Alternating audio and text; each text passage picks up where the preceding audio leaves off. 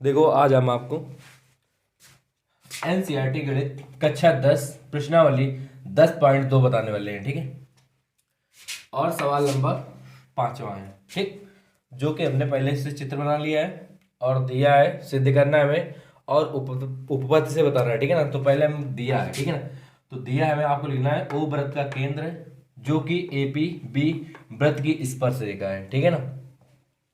ठीक, अब इसके बाद में कह रहा है सिद्ध करना है हमें। क्या सिद्ध करना है हमें? कि क्यूपी लंब है किस पर? ए बी पर। ओके, और आ जाओ उपपत्ति। ठीक है ना। अब इसके बाद देखो दादा, यहां पर हम देखते हैं कि सवाल कह रहा है सिद्ध कीजिए कि स्पर्श बिंदु से स्पर्श रेखा पर खींचा गया लंब वृत्तीय केंद्र से होकर जाता है। ठीक है ना, याद रखना। ठीक है, क्या कह रहा है? सिद्ध कीजिए कि स्पर्श बिंदु से स्पर्श रेखा पर खींचा गया लंब वृत्त के केंद्र से होकर जाता है। ठीक है, अच्छा। तो अगर हम यहां पर ध्यान देना, अगर हम यहां पर अगर हम संपाति दिखा दें इससे, ठीक है ना, मतलब कि संपाति क्या दिखा दें कि अगर हम दिखा दें कि ओपी कामा क्यूपी क्या है? संपाति है। ठीक है ना,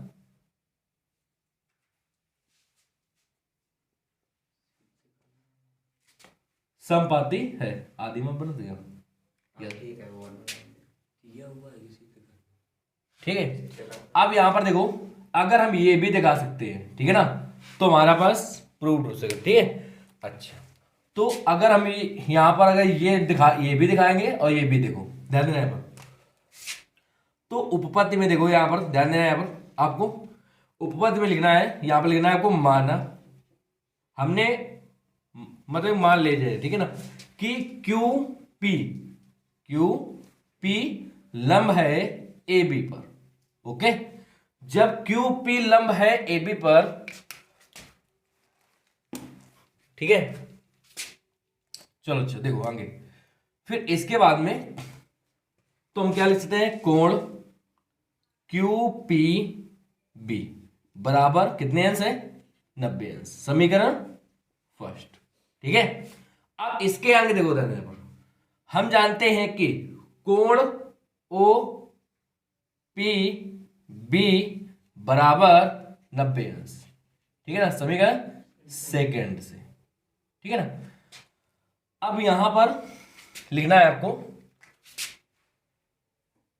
त्रिज्या पर लंब होती है। ठीक, देखो यहां पर हमने लिख दिया है कि वृत्त की स्पर्श रेखा स्पर्श बिंदु से होकर जाने वाले क्या होती है? त्रिज्या पर लंब होती है। ठीक है ना, ये हमें पता है। ठीक है, अच्छा। अब यहां पर लिखेंगे समीकरण, देखो ध्यान देना, फर्स्ट व सेकेंड से। ठीक है, समीकरण फर्स्ट व सेकेंड से, तो यहां पर कितना रहेगा? देखो 90 अंश बराबर है, तो क्यू पी बी, ठीक है, अब बराबर कोण ओ पी बी। ठीक है ना, अब यहां पर देखो एक चीज यहां पर देखो कि इनके कोण क्या है? हमारे पास बराबर हो चुके हैं। ठीक है ना, जब इनके कोण बराबर हो चुके हैं तो हम कह सकते हैं कि ओपी कामा ओ क्यू पी, ठीक है ना, क्यू पी क्या है? के संपाती है। ठीक है ना, के संपाती है। ठीक है ना, मतलब कि समान समान स्थिति में दिया हो। जैसे मान लो यहां पर हमारे पास देखो, जब इसके कोण बराबर होंगे, ठीक है ना, जब इसके कोण बराबर होंगे तो यह रेखा इस केंद्र से होकर गुजरेगी, जाएगी ना, इस प्रकार। आया समझ में? संपाति इसे कहते हैं। ठीक है, मतलब कि एक के ऊपर एक, मतलब कि जो समान मतलब कि उससे जा रही होकर। ठीक है ना, याद रखना। ओके, चलो। तो इसके आगे भी लिख सकते हैं, और क्या लिख सकते हैं? देखो ध्यान देना यहां पर लिख सकते हैं कि ओ, ठीक है ना, जो हमारे पास वृत्त का केंद्र ओ से, ठीक है ना, क्या होकर चल रही है? क्यू पी, ठीक है ना, रेखा होकर जाती है।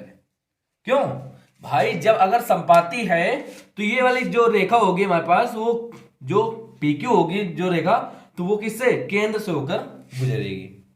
ठीक है, याद रखना। ठीक है, अब हम लिख सकते हैं कि हम जब अगर हमने देखो ध्यान, जब ये संपाती है, ये इसका मतलब क्या हुआ, देखो ध्यान ना, ये हमारे पास जो रेखा थी इधर, ठीक है ना, तो ये हमारे पास केंद्र से होते जाएगी, तो यहां पर Q को बनाएगा, बनाएगा कि नहीं बनाएगा, तो हम कह सकते हैं कि QP लंब है किस पर बेटा, AB पर। क्यों, बस ये हमारा आंसर प्राप्त हो जाएगा। ओके, तो हमने देखो संपाती भी दिखा दिया है। ठीक है ना, संपाती मतलब वही होता है जो हमारे पास उससे जाएगा तो केंद्र से मतलब कि लंब ऑटोमेटिक, मतलब इसका लंब बना देगा इसमें भी। ठीक है ना, 90 अंश का कोण। अच्छा, तो ये हमारा आंसर है। इसके बाद में सवाल नंबर 6 देखो, देखो सवाल नंबर 6, सवाल नंबर 6 कह रहा है एक बिंदु ए से, ठीक है ना, एक बिंदु ए से हमने एक बिंदु बाहर ए ले ली है। ठीक है ना, फिर कह रहा है इसके बाद में कि जो एक वृत्त के केंद्र से 5 सेंटीमीटर दूरी पर, एक वृत्त के केंद्र से वो 5 सेंटीमीटर कितने दूरी पर, ठीक है ना। अच्छा, तो है, ठीक है, वृत्त पर स्पर्श रेखा की लंबाई, वृत्त की स्पर्श रेखा, तो मतलब यहां पर एक स्पर्श रेखा है, यहां पर AP स्पर्श रेखा, जो कि इसकी लंबाई कितनी दी है, 4 सेंटीमीटर। तो वृत्त की त्रिज्या ज्ञात करना है हमें, तो वृत्त की त्रिज्या हमने मान लिया है क्या, R। ठीक है ना, तो इसे हम किससे लगाएंगे, देखो त्रिभुज AOP में क्या रखेंगे, यहां पर पाइथागोरस प्रमेय से। ठीक है ना, ध्यान देना है पाइथागोरस प्रमेय से। तो यहां पर कितना है, ये हमारे पास लंब होता है। ठीक है, ये हमारे पास लंब होता है, तो यहां पर देखो ध्यान देना पर, तो पहले इसकी लंबाई देख लें, OA बराबर 5 सेंटीमीटर, AP बराबर 4 सेंटीमीटर। ठीक है, और OP बराबर 8 सेंटीमीटर। ठीक है, चलो अब यहां पर कितना हो जाएगा, कर्ण का स्क्वायर, तो कर्ण कितना हमारे पास, लंब के सामने वाला कर्ण होता है, तो OA का होल स्क्वायर बराबर लंब AP का होल स्क्वायर, सॉरी लंब हो जाएगा हमारे पास OP का होल स्क्वायर प्लस आधार कितना आ जाएगा, AP का होल स्क्वायर। ओके, OA का मान कितना दिया है, 5 दिया है, तो 5 का वर्ग बराबर OP का मान कितना दिया है, R का वर्ग प्लस AP का मान कितना है, 4 का वर्ग, पचम 25 बराबर R स्क्वायर प्लस का 16। अब 16 को पछानता करते हैं, 25 माइनस का 16 बराबर R स्क्वायर, तो R स्क्वायर बराबर कितना आ जाएगा, यहाँ पर 9, 25 में 16 का 9, तो R बराबर कितना आ जाएगा, 3 सेंटीमीटर। तो यहां पर लिखेंगे अतः, नीचे लिख देंगे इसके, ठीक है, अतः वृत्त की त्रिज्या कितनी आ जाएगी, बराबर 3 सेंटीमीटर। ये हमारा आंसर प्राप्त हो जाएगा। सवाल नंबर 7 बोलो, देखो सवाल नंबर 7, ध्यान देना है पर, कह रहा है दो सकेंद्रीय वृत्तों की त्रिज्या, दो सकेंद्रीय वृत्तों की त्रिज्याएं 5 सेंटीमीटर और 3 सेंटीमीटर। ठीक है, तो सकेंद्रीय वृत्त किसे कहते हैं, ठीक है ना, याद रखना, एक ही केंद्र से, ठीक है ना, एक ही केंद्र से दो वृत्त बनाए जा सकते हैं। ठीक है ना, याद रख, उन्हें हम क्या कहते हैं, सकेंद्रीय वृत्त। ठीक है, फिर 5 सेंटीमीटर तथा 3 सेंटीमीटर। तो हमने पहले मान लिया कि यहां पर OA बराबर 5 सेंटीमीटर और फिर इसके बाद में OP बराबर 3 सेंटीमीटर, जो कि हमारे पास बड़े वृत्त की उस जीवा की लंबाई कहते हैं, बड़े वृत्त की उस जीवा की लंबाई कहते हैं जिसको क्या है, छोटे वृत्त को स्पर्श करती है। ठीक है ना, छोटे वृत्त को क्या करती है, स्पर्श करती है। ठीक है ना, तो हमने मान लिया है कि माना बड़े वृत्त की जीवा की लंबाई बराबर AB सेंटीमीटर। ठीक है, पूरा मान लिया हमने। ठीक है, तो यहां पर अगर हम, ध्यान देना है, अगर हम क्या करते हैं, यहां पर इसे मान लेते हैं इतना ही x, कितना मान लेते हैं, x मान ले, तो इसे हम, ये लंब होता है। ठीक है, तो त्रिभुज क्या लिखेंगे, AOP में किसके द्वारा, पाइथागोरस प्रमेय। ठीक है ना, पाइथागोरस प्रमेय से। ठीक है, चलो तो क्या होता है, यहां पर लिख दिया जाए, पहले इसका नाम लिख, ठीक है, OA बराबर कितना दिया है, 5 सेंटीमीटर, 8 सेंटीमीटर, OP बराबर कितना दिया है, 3 सेंटीमीटर, और एपी बराबर कितना दिया है x सेंटीमीटर हमने मान लिया है, ठीक है ना। चलो देखो तो यहां पर लिखेंगे कि कर्ण का स्क्वायर, तो कर्ण हमारे पास कितना दिया है, देखो लंब के सामने वाला कर्ण होता है OA का होल स्क्वायर बराबर, फिर आ जाओ कितना आ जाएगा यहाँ पर OP का होल स्क्वायर लंब का स्क्वायर प्लस आधार स्क्वायर, तो AP का होल स्क्वायर, ठीक है। अब OA का मान कितना दिया है यहाँ पर 5 का वर्ग बराबर OP मान कितना दिया है 3 का वर्ग प्लस अब AP का मान कितना दिया है यहाँ पर AP का, तो AP दिया है हमारे पास कुछ नहीं, सॉरी AP मान दिया है x हमने माना था, ठीक है, x का वर्ग, तो 5 का वर्ग कितना होता है 25, 3 का वर्ग 9 प्लस x स्क्वायर, ठीक है। अब यहाँ पर 25 देखो 9 को 75 कर देंगे, ठीक है ना, तो 25 माइनस का 9 बराबर x स्क्वायर, तो x स्क्वायर बराबर कितना आ जाएगा यहाँ पर 16, तो x स्क्वायर कितना आ जाएगा यहाँ पर 4, ठीक है ना। अब इसके स्थान पर हम लिखेंगे आगे नीचे लिख देंगे अतः बड़े वृत्त की जीवा की लंबाई, ठीक है। अब यहां पर आपने देखा होगा यहां पर ए बी लिखा है, ठीक है ना, तो देखो ए बी को हम लिख क्या सकते हैं, ध्यान देना, यहां पर ए बी को लिख सकते हैं 2AP, क्यों लिख सकते हैं ना, क्योंकि याद रखना आप, ठीक है, जो हमारे पास ये लंब होता है तो ये 2 भागों में विभाजित कर देता है, ठीक है। तो हमारे पास कितना आ जाएगा यहाँ पर लिख दिया जाए, यहाँ पर आगे लिख दिया जाए यहाँ पर अतः बड़े वृत्त की जीवा की लंबाई कितना दिया है 2 इंटू AP, और AP कितना दिया है यहाँ पर AP का मान दिया है x, ठीक है ना, तो x का मान यहाँ पर रख दिया है कितना 4, तो कितना रहेगा यहाँ पर 8 सेंटीमीटर, ठीक है, ये हमारा आंसर प्राप्त हो जाएगा, ठीक है। अब इसके बाद में सवाल नंबर देखो 8, देखो सवाल नंबर 8, ठीक है ना, सवाल नंबर 8 हमारे पास दिया हुआ है, कह रहा है एक वृत्त के परिगत एक चतुर्भुज ABCD खींचा गया है, ठीक है, तो हमने लिख दिया कि एक वृत्त के परिगत, ठीक है ना, एक चतुर्भुज ABCD खींचा गया है, ठीक है, तो यहां पर दिया था ये, तो हमने लिख दिया यहाँ पर, तो ये भी बना दिया, ठीक है ना। अब इसके बाद में सिद्ध करना है हमें AB प्लस CD बराबर है AD प्लस BC, ठीक है। अब यहां पर आ जाओ उपपत्ति से, ठीक है, चलो जो हमारे पास स्पर्श रेखा है, ठीक है ना, देखो ध्यान देना है यहां पर आपको,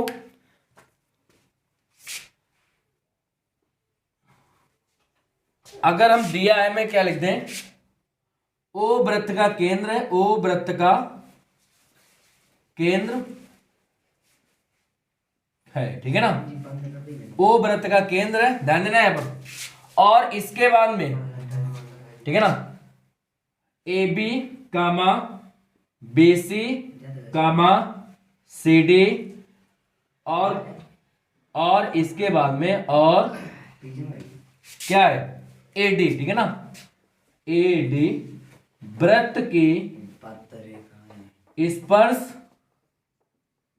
रेखाएं हैं, ओके, तो इस वृत्त की स्पर्श रेखाएं हो चुकी हैं, ठीक है। अच्छा चलो अब इस वृत्त की स्पर्श रेखाएं हो भी चुकी है, और इसके बाद में स्पर्श रेखा पर हमने बिंदु मान लिया है अपने आप, ठीक है ना, क्या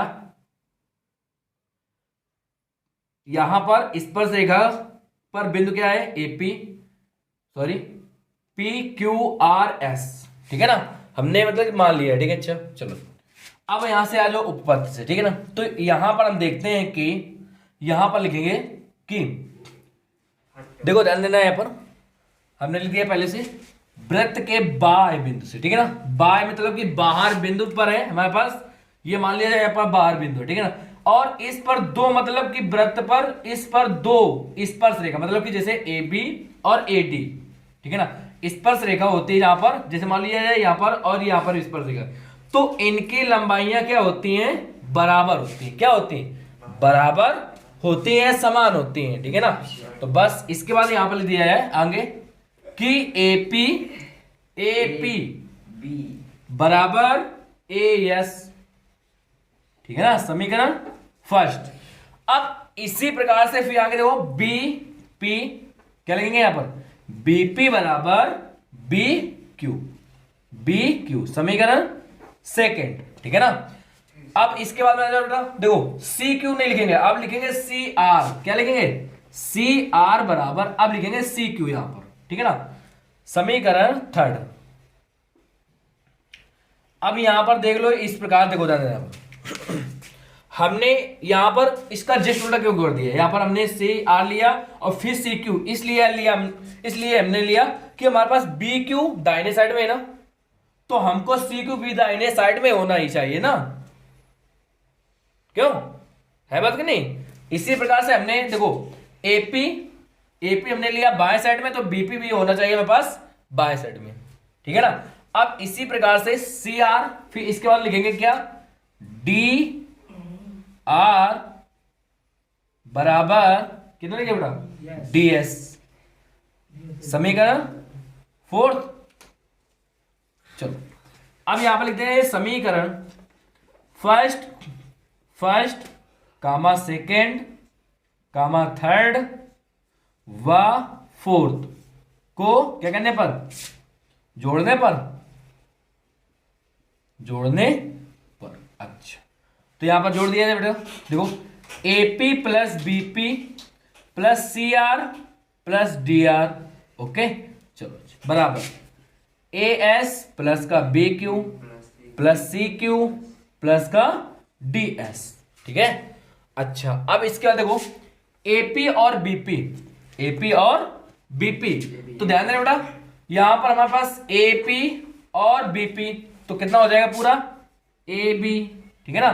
फिर CR और DR, तो यहां पर देखो CR और DR का अगर ऐड कर दिया जाए कितना आ जाएगा यहां पर CD, क्यों, बराबर। अब यहां पर AS दिया है तो यहां पर DS वाला लेगा जाए, तो AS और DS, तो कितना आ जाएगा यहां पर AD, ठीक है। चलो आगे हो प्लस, अब BQ और CQ का, BQ CQ कितना आ जाएगा BC, यही हमारा आंसर प्राप्त हो चुका है, ठीक है। अब इसके बाद में सवाल नंबर हम देखो, सवाल नंबर 9 देखो, ठीक है। सवाल नंबर 9 में हमारे पास कह रहा है एक्स वाई तथा एक्स डैश वाई डैश कामा ओ वृत्त वाले किसी वृत्त पर दो समांतर स्पर्श रेखाएं हैं। तो यहां पर हमने एक वृत्त का, जो हमारे पास वृत्त का केंद्र है O है, ठीक है ना, और उस पर दो स्पर्श रेखाएं जा रही हैं जो कि एक दूसरे के समांतर है, ठीक है ना, क्या है, एक दूसरे के समांतर है, ठीक है ना।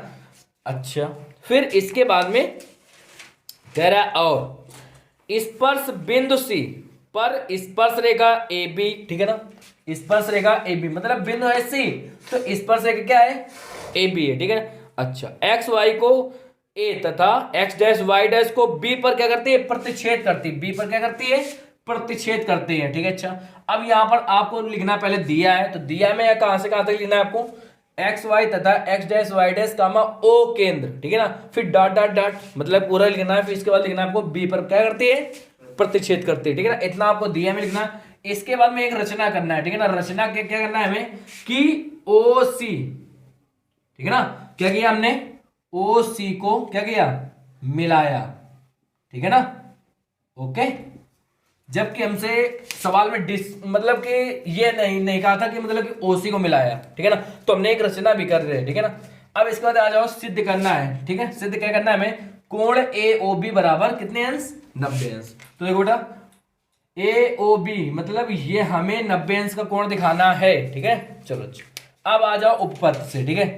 अब उपपत्ति से देखो यहां पर, तो यहां पर क्या लिखेंगे, देखो यहां पर लिखेंगे त्रिभुज, पहला कौन सा त्रिभुज लेंगे, देखो AOC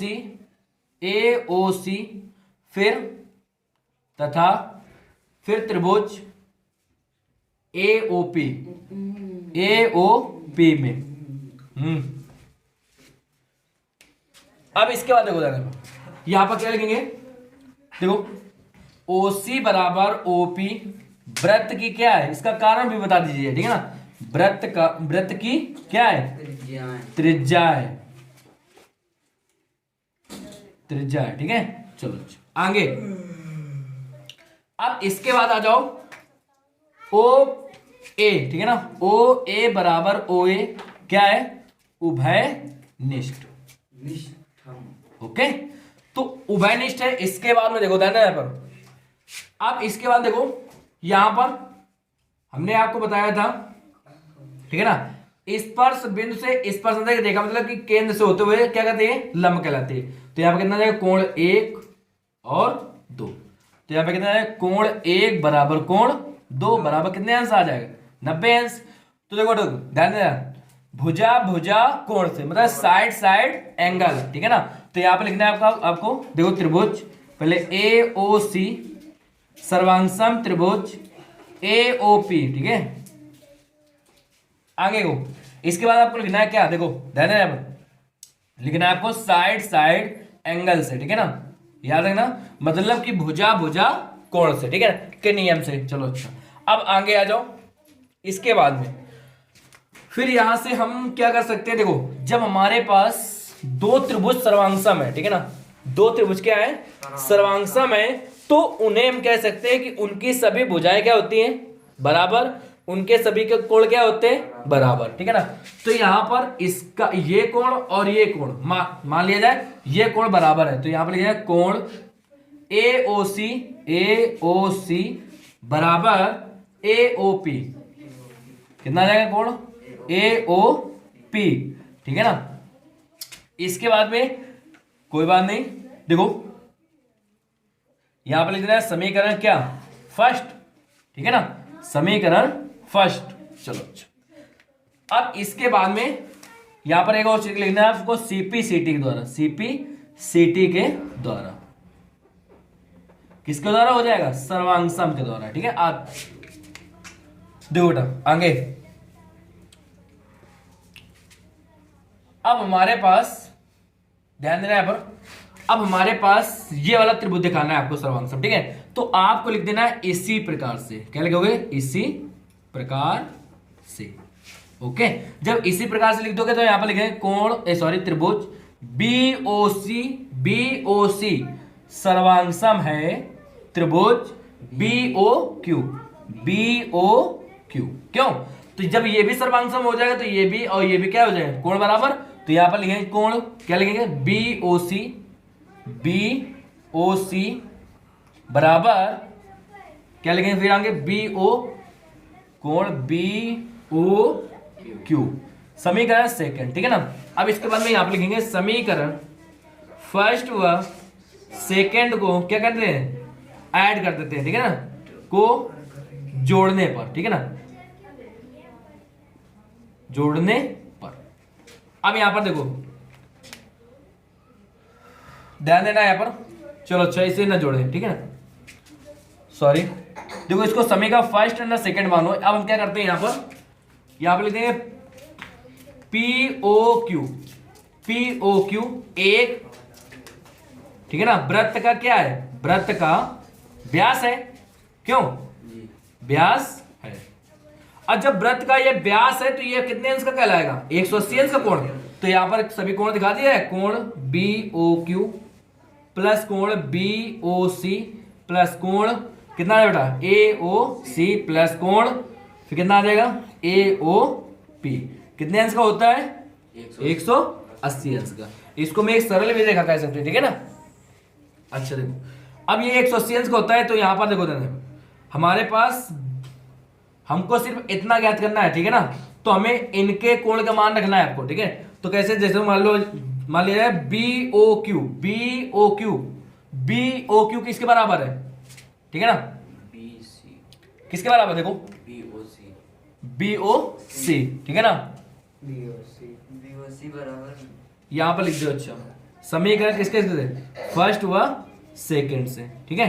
चलो बस अब आ जाएगा, तो देखो किसके बराबर हो जाएगा, बीओसी के प्लस कोण बीओसी प्लस कोण एओसी प्लस कोण एओपी के किसके बराबर, देखो एओसी के, ठीक है ना, कोण एओसी बराबर 180 अंश। अब देखो इसमें 2 बराबर है, ठीक है, कोण बी ओ सी, ठीक है। फिर इसके बाद +2 कोण ए ओ सी बराबर 180 अंश। फिर किसमें इसे 2 कॉमन ले लिया जाए, कितना रहेगा, बी ओ सी प्लस कोण ए ओ सी बराबर 180 अंश। 2 से कैंसिल कर दिया, कितना आ जाएगा यहाँ पर, 90 अंश। अच्छा आगे वो कोण बी ओ सी प्लस ए ओ सी बराबर कितना देगा यहाँ पर, 90 अंश। अब इसको अगर इन दोनों कोण को ऐड कर दिया जाए, देखो ध्यान ना, बी ओ सी है और फिर ए ओ सी है, अगर इन दोनों कोण को ऐड कर दिया जाए कितना रहेगा, ए ओ सी सॉरी ए ओ बी, कितना रहेगा, ए ओ बी बराबर 90 अंश, ठीक है ना। यही हमारा आंसर प्राप्त हो जाएगा, ठीक है। अगर आपको हमारी वीडियो अच्छी लगी हो तो हमारे इस चैनल को सब्सक्राइब कीजिए और बेल आइकन को भी प्रेस कीजिए। धन्यवाद।